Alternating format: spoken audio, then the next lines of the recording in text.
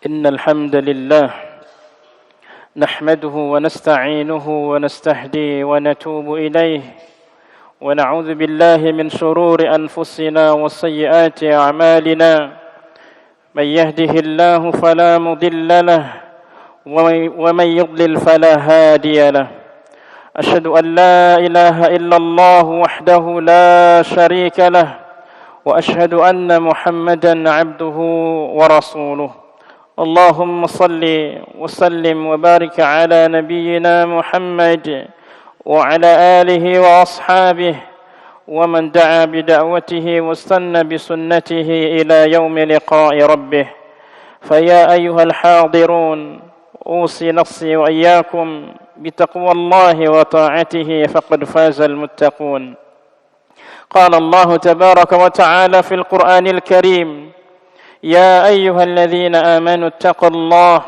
حق تقاته ولا تموتن إلا وأنتم مسلمون أما بعد معاشر المسلمين جماعة rahimani wa rahimakumullah.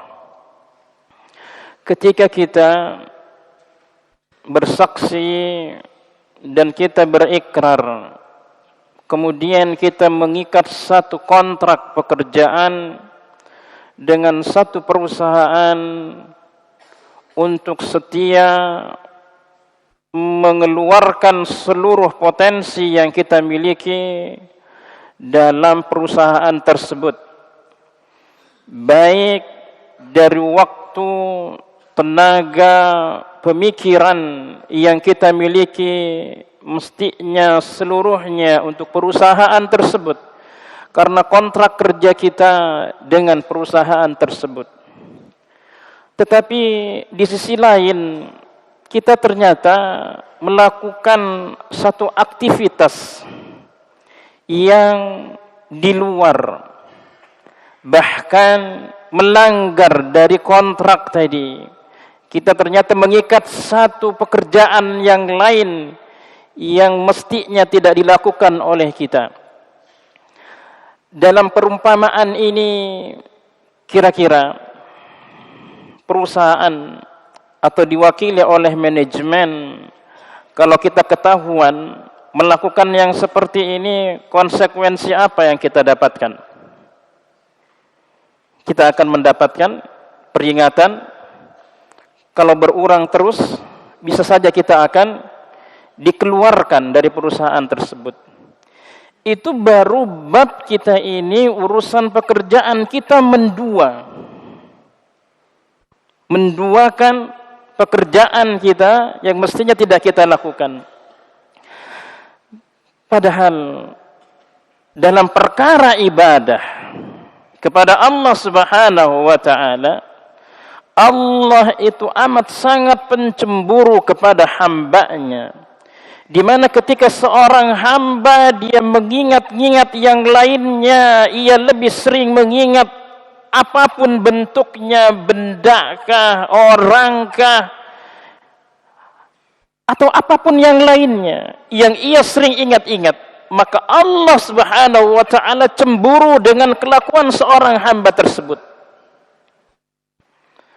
Maka disinilah munculnya kesyirikan, persekutuan dalam perkara ibadah itu.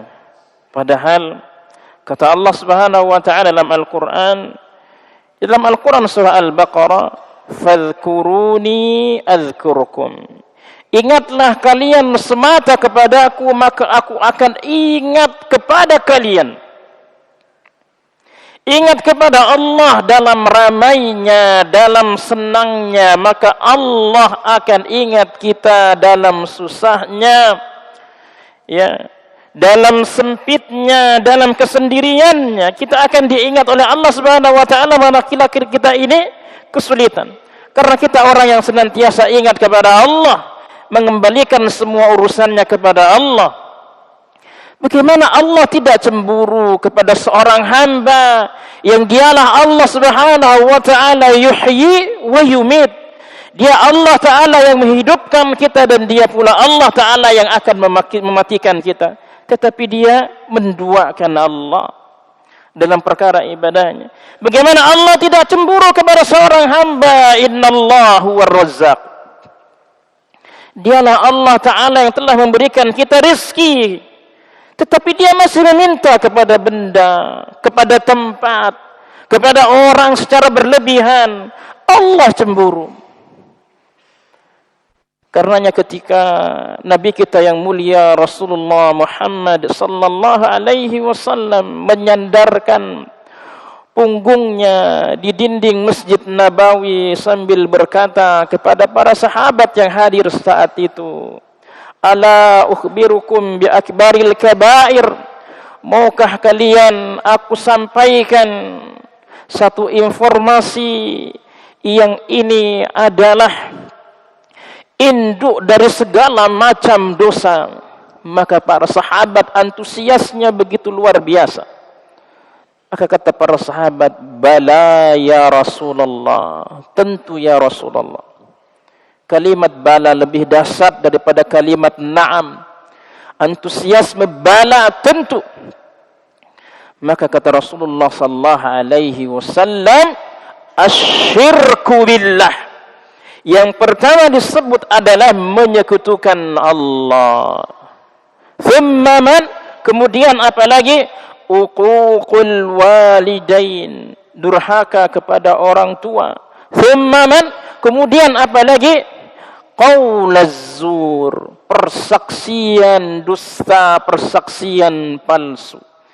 Tiga ini disebut dalam hadis tersebut di antara biang dosa yang paling besar. Dan di antaranya adalah kesyirikan, kemusyrikan yang dilakukan oleh seorang hamba kepada Rabbnya, Rabbuna Jalla Jalaluh. Hadirin jemaah rahimani wa rahimakumullah. Kesyirikan ini ia amat sangat dahsyat akibatnya. Maka jangan pernah terfikir, terbersit sekalipun kecil. Dan di antara yang kadang kita ini suka terjerumus di dalamnya, ketika kita punya kebutuhan yang mendesak, dan yang paling sering dan masih ada di antara kita kaum muslimin, ketika musim hujan ingin mengadakan satu acara walimah. Musim hujan, sudah tahu musim hujan, mengadakan walimah di tempat yang pasti kena hujan. Maka idealnya kita sebagai manusia, ikhtiar basyariyahnya, kita cari tempat yang tidak terkena hujan. Atau kita mengganti waktu dengan waktu di mana tidak ada turunnya hujan atau jarang turunnya hujan. Jangan sampai kita sudah tahu musim hujan, kita memaksakan di tempat kita pasti kehujanan. Kemudian yang ketiga, kita mengundang pawang hujan.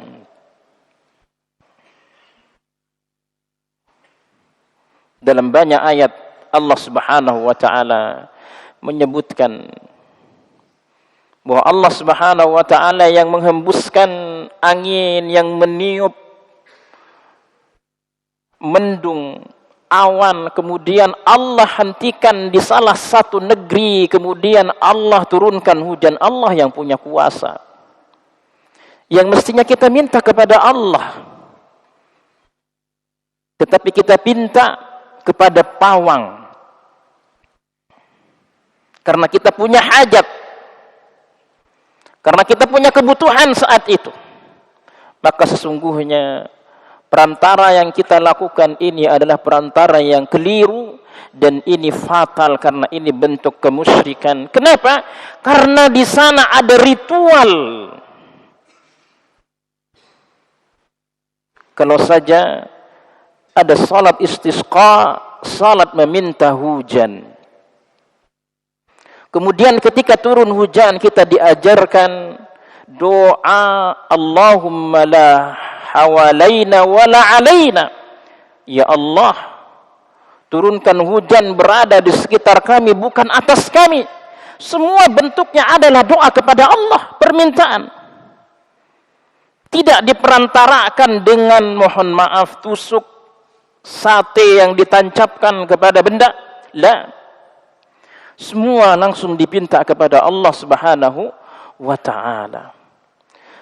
Dan tanpa disadari ada banyak orang yang terjerumus dalam perkara kemusyrikan ini.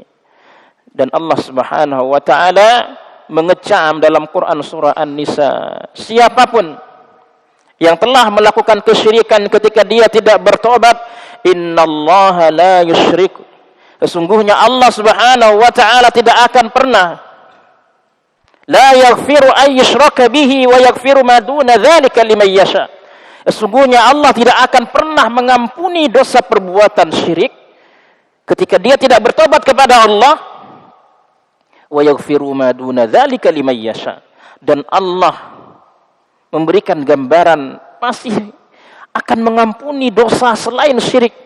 Ini menunjukkan betapa besarnya, bahkan kesyirikan itu disebut dengan inna syirka la zulmun azim, sebuah kezaliman yang besar.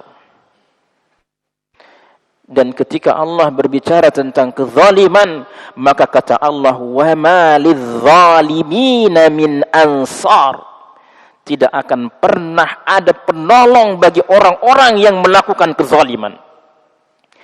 Jemaah rahimani wa rahimakumullah, dosa tidak diampuni.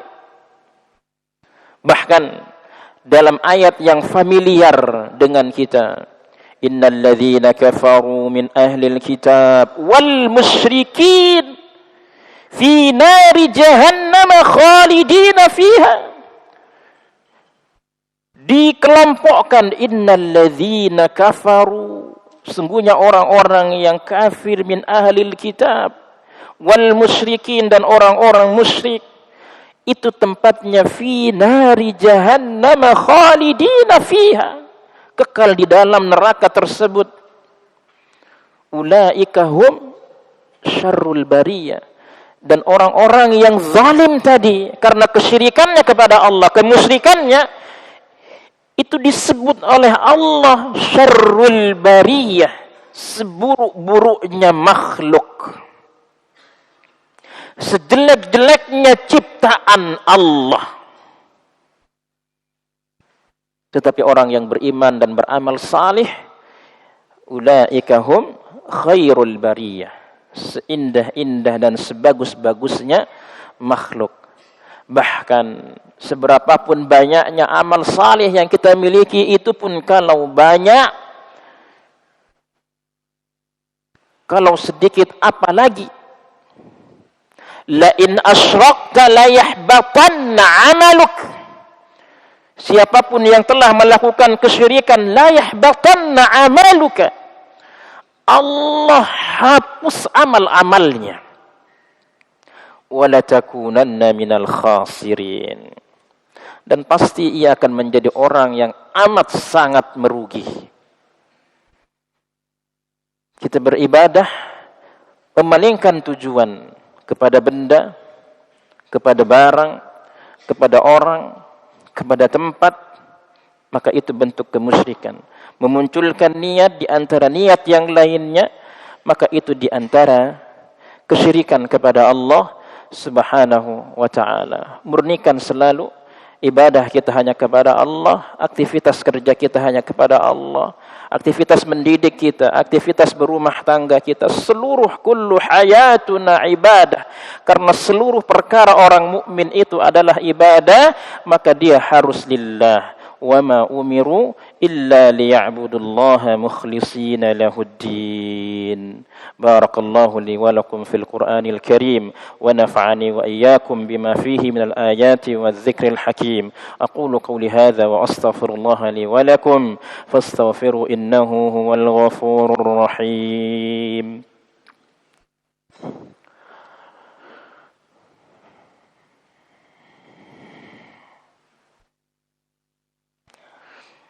إن الحمد لله نحمده ونستعينه ونستهدي ونتوب إليه ونعوذ بالله من شرور أنفسنا ومن سيئات أعمالنا من يهده الله فلا مضل له ومن يضلل فلا هادي له أشهد أن لا إله إلا الله وحده لا شريك له وأشهد أن محمدا عبده ورسوله إن الله وملائكته يصلون على النبي يا أيها الذين آمنوا صلوا عليه وسلموا تسليما اللهم صل وسلم وبارك على نبينا محمد وعلى آله وأصحابه أجمعين اللهم اغفر للمؤمنين والمؤمنات والمسلمين والمسلمات الأحياء منهم والأموات إنك سميع قريب مجيب الدعوات برحمتك يا أرحم الراحمين اللهم أرنا الحق حقا وارزقنا اتباعه وأرنا الباطل باطل وارزقنا اجتنابه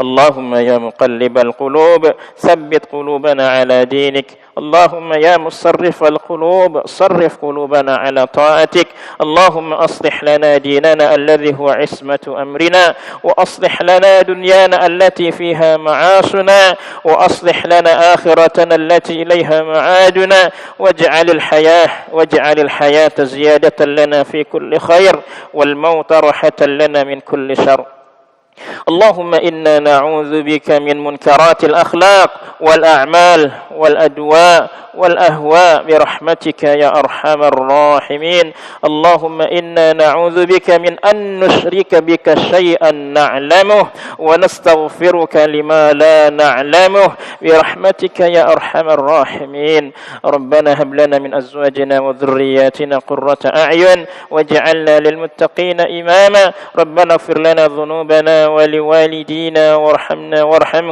وارحمهما كما ربيانا صغارا برحمتك يا أرحم الراحمين ربنا آتنا في الدنيا حسنة وفي الآخرة حسنة وقنا عذاب النار يا عزيز يا غفار سبحان ربك رب العزة عما يصفون والسلام على المرسلين والحمد لله رب العالمين وأقيم الصلاة